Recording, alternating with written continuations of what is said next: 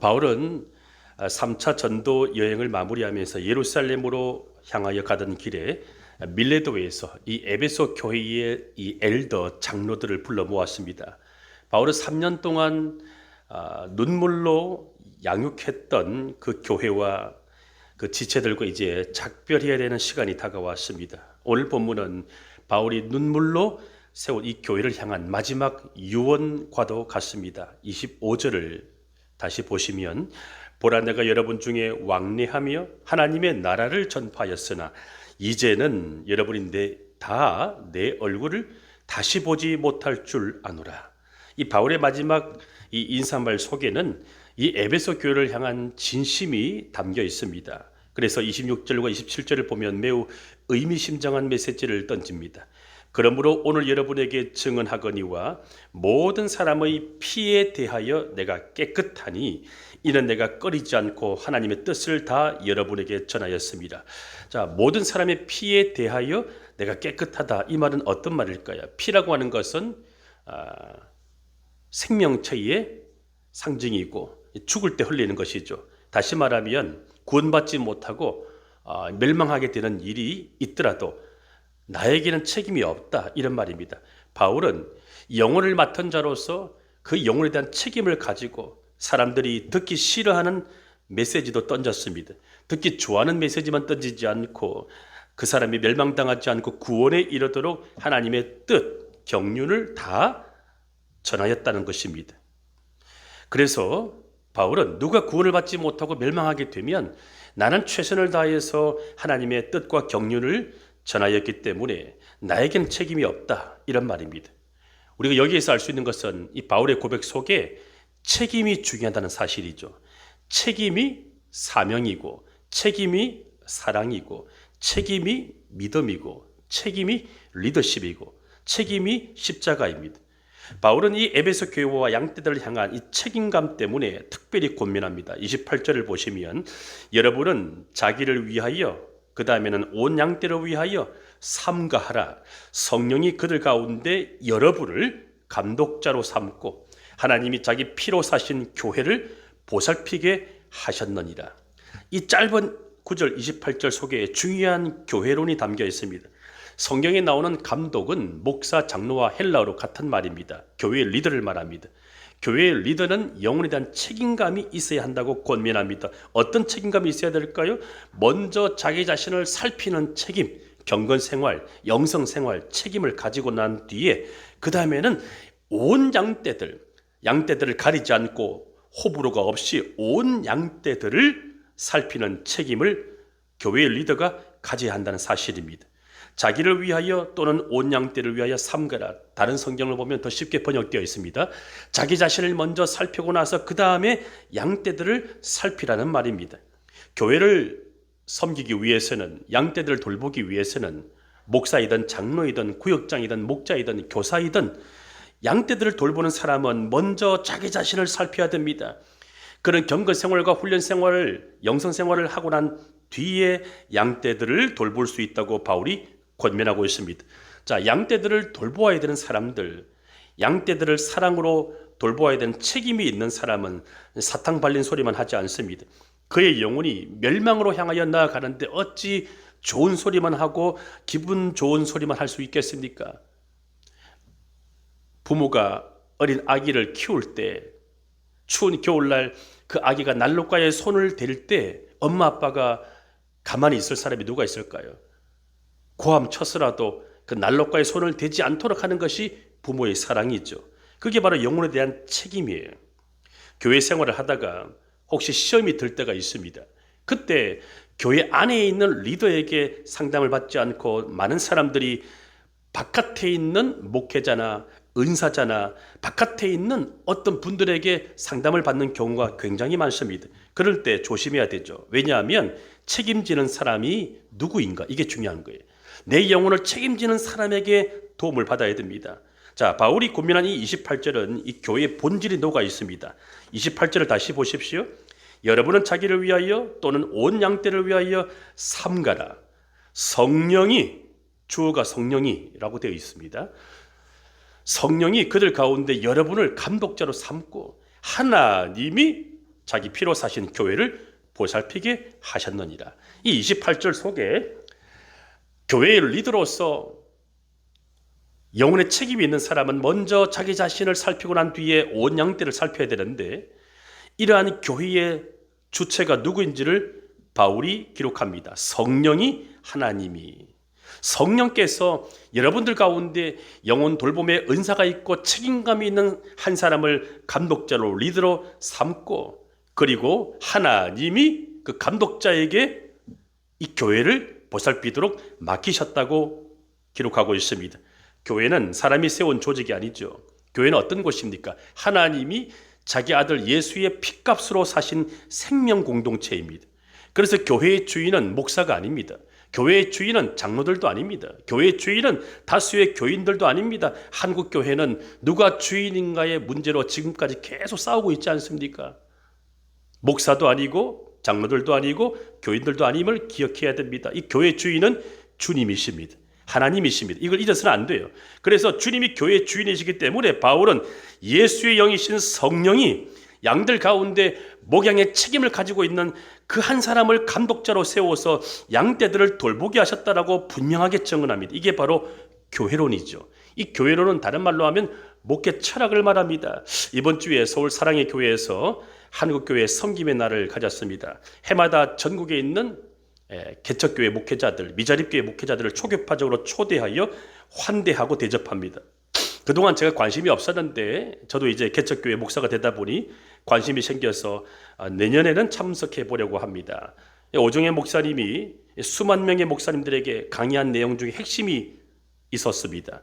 많은 목사님들이 교회가 작다 보니까 빨리 성장하고 부흥하기를 원하고, 그래서 나무로 치면 열매에 관심이 많다는 거예요. 여러분, 열매에 관심을 가지지 마시고 뿌리에 관심을 가지시라고 핵심을 던졌습니다. 나무의 뿌리가 목회 철학이고 교회론입니다. 열매는 그 다음에 나타나는 자연스러운 현상이죠. 저의 목회 철학과 이 교회론이 유튜브의 설교 영상에 들어가 보면 소개글로 적혀 있습니다. 주보에도 나옵니다. 이 목회 철학과 교회론은 담임 목사로 청빙받을 때 반드시 제출해야 되는 중요한 서류입니다. 중요하기 때문에 그렇습니다.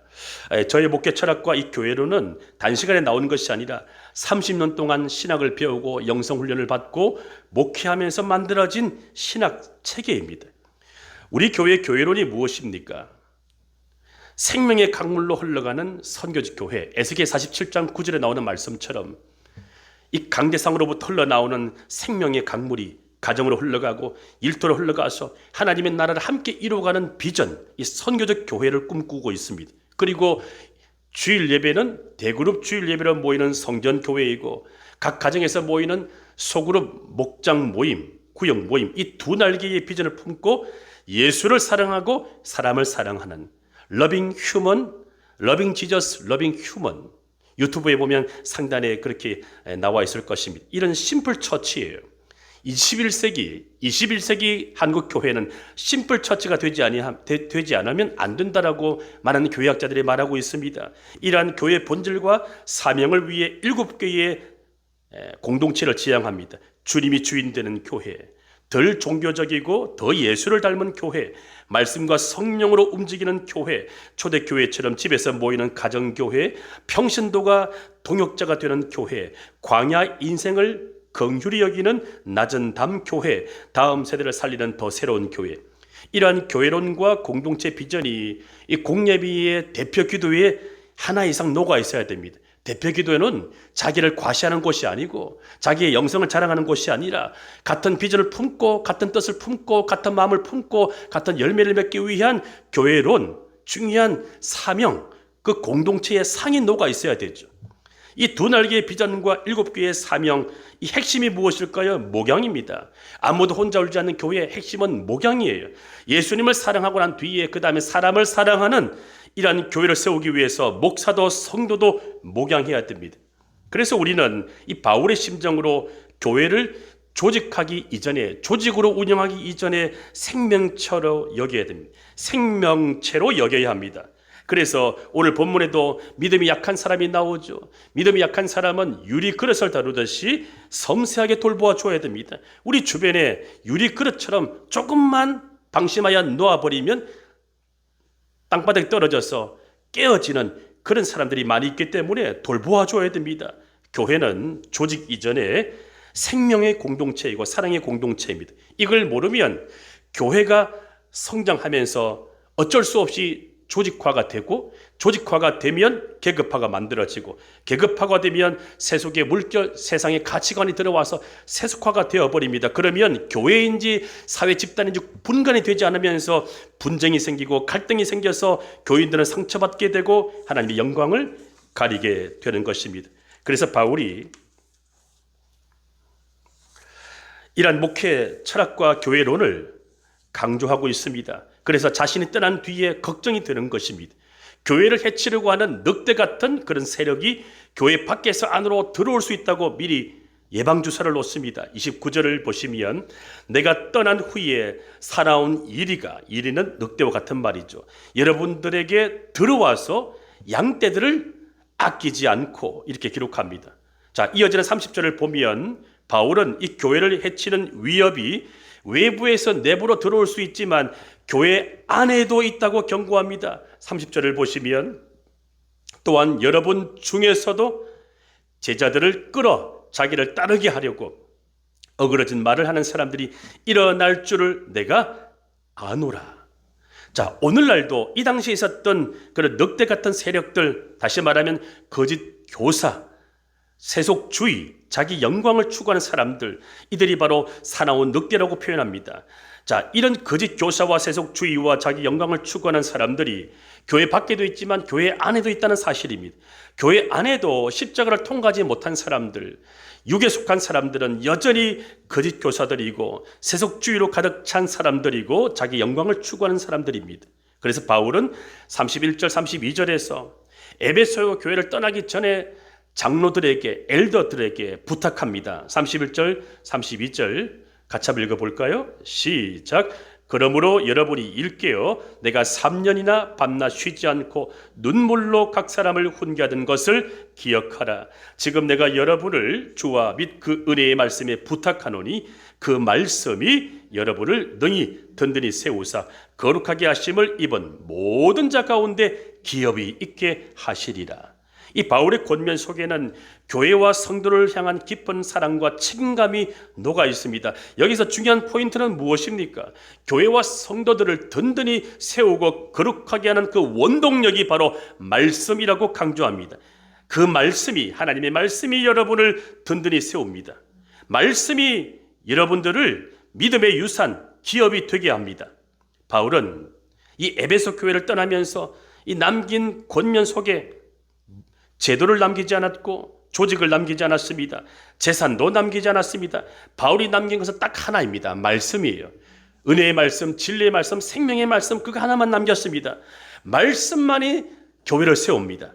말씀만이 성도들을 든든히 세울 수가 있습니다. 사람은 떠나도 말씀은 남습니다. 교회의 힘은 사람에게 있지 않고 조직에 있지 않고 재정에 있지 않습니다. 교회의 힘은 하나님의 말씀에 있습니다. 이 새벽 기도 회의에 여러분이 단잠을 깨우고 왜 오셨습니까? 새벽 기도에 나와서 기도하시면 왜 경건 생활과 내 믿음 생활에 도움이 될까요? 욕심으로 기도하지 않고 말씀 들은 것을 중얼중얼 말씀 붙들고 기도하기 때문에 그렇습니다. 믿음은 들음에서 나며 들음은 그리스도의 말씀으로 말미암았느니라. 자, 이어서 바울은 자신의 사역과 삶을 회고하면서 자신의 물질을 탐하지 않았다. 그리고 자기 손으로 일을 하면서 텐트 메이커로 일하지 않았습니까? 교회에서 주는 월급이 부족하여 돈을 벌면서 약한 자들을 목양했다고 회고합니다. 그러면서 예수님의 말씀을 그대로 실천한 것을 35절에 기록합니다. 범사에 여러분에게 모본을 보여준 바와 같이 수고하여 약한 사람들, 유리그릇처럼 깨어지기 쉬운 약한 사람들을 돕고 또 주 예수께서 친히 말씀하신 바 주는 것이 받는 것보다 복이 있다 하심을 여러분들이 기억하여야 할지니라. 저는 이 35절을 묵상하면서 저 자신을 돌아보며 다짐해 보았습니다. 나도 바울처럼 교인들에게 본을 보이고 그리고 내가 더 주는 자가 되어야 되겠구나. 그런 다짐을 해보았습니다. 바울이 교인들에게 본이 되기 위해서 이 베푸는 삶을 살겠다고 회고한 후에 자 36절 38절을 보면 에베소 교회의 그 엘더들과 함께 무릎 꿇고 간절히 기도합니다. 그리고 나서 함께 기도하면서 서로 같이 울고 장로들은 이 바울을 끌어안고 입을 맞춘 뒤에 작별합니다. 36절 38절을 보십시오. 이 말을 한 후에 무릎을 꿇고 그 모든 사람들과 함께 기도하니 다 크게 울며 바울의 목을 끌어안고 입을 맞추고 다시 그 얼굴을 보지 못하리라 한 그 마지막 권면으로 말미암아 더욱 근심하고 사랑 때문에 근심하고 배에까지 가서 그를 전송하니라. 1세기 유대교의 이 문화에서는 사랑과 존경의 표시로 또 깊은 애정의 표시로 입을 맞추었습니다. 요즘 우리 시대의 남녀 키스로 해석하면 곤란합니다. 마치 엄마 아빠가 어린 아기가 사랑스러워서 뽀뽀한다고 해석하면 되겠습니다. 사랑이 담긴 포옹 이렇게 해석하면 되겠습니다. 그렇게 서로 사랑하면서 함께 울면서 아쉬워하며 작별합니다. 얼마나 헤어지는 것이 아쉬웠는지 바울이 타고 가는 그 배 한국까지 와서 그를 전송하였습니다. 자, 교회는 이렇게 같이 울어주고 같이 포옹하면서 함께 기도하는 사랑의 공동체가 되어야 됩니다. 그리고 떠날 때는, 헤어질 때에는 에베소 교회 장로들이 바울의 목을 끌어안고 그렇게 입을 맞추며 작별하였듯이 깊은 사랑이 행동으로 몸으로 나타나야 됩니다. 이걸 한번 적용해 보십시오. 주일날 일주일에 한번 교회 지체들을 만났다면 예배 후에 서로 손잡아주고 또 허그하면서 그렇게 따뜻하게 스킨십을 하면서 격려하고 사랑하는 마음을 구체적으로 행동으로 나타내고 헤어지기 아쉬워서 문 앞에까지 나와서 차를 타고 갈 때까지 그렇게 전송하는 이런 따뜻한 문화가 이 작은 공동체 가운데 나타날 수 있기를 소망합니다.